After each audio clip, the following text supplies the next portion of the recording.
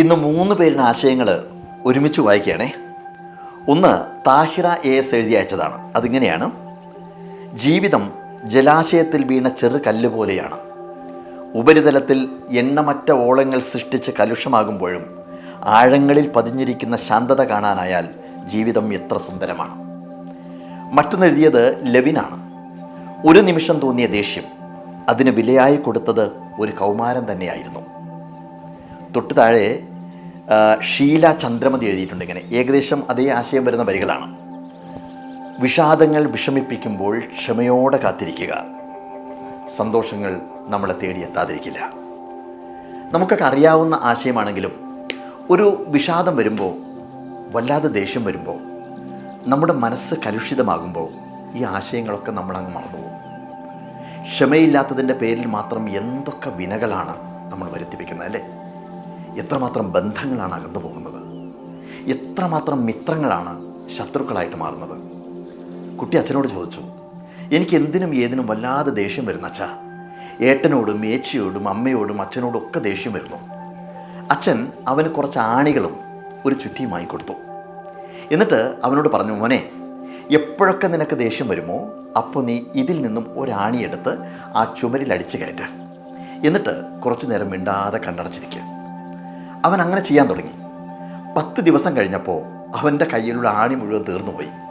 അവൻ ചോദിച്ചു, അച്ഛാ ഇനി എന്താ ചെയ്യുക? അച്ഛൻ പറഞ്ഞു, നമുക്ക് ആ ആണികളെ പറിച്ചെടുത്ത് വീണ്ടും ഉപയോഗിക്കാം.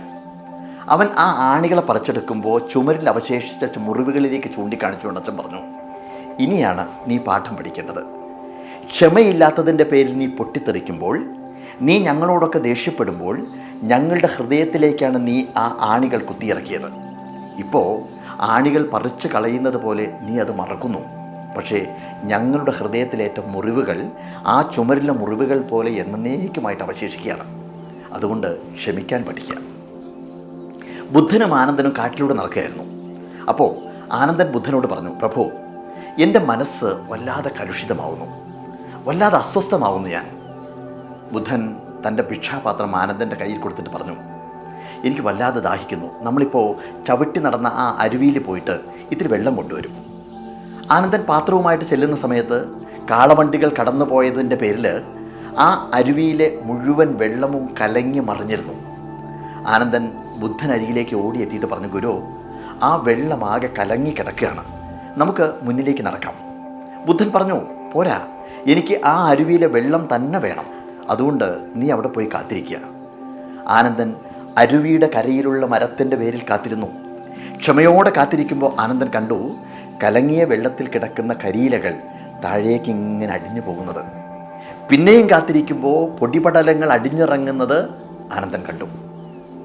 പിന്നെയും നോക്കിയിരിക്കുന്ന സമയത്ത് ആ വെള്ളം സ്ഫടികം പോലെ തിളങ്ങുന്നത് ആനന്ദൻ കണ്ടു. പതുക്കെ പതുക്കെ ആനന്ദൻ അരുവിയിലേക്ക് ഇറങ്ങി. ആനന്ദ നിർവൃതിയിൽ ആ തെളിവെള്ളം ആവോളം കോരിക്കുടിച്ച് ഭിക്ഷാപാത്രത്തിൽ ബുദ്ധനായിട്ടുള്ള വെള്ളവും നിറച്ചിട്ട് ആനന്ദൻ നടന്നു. പാത്രം ബുദ്ധന് നേരെ നീട്ടുന്ന സമയത്ത് അദ്ദേഹം ആനന്ദനോട് ചോദിച്ചു, നീ എന്ത് പഠിച്ചു? നിറഞ്ഞ ചിരിയോടെ ആനന്ദൻ പറഞ്ഞു, മനസ്സ് കലുഷിതമാകുമ്പോൾ കാത്തിരിക്കുക, എല്ലാം ശാന്തമാവും. ചിലരുടെ വരികൾ, പലരുടെ കഥകൾ.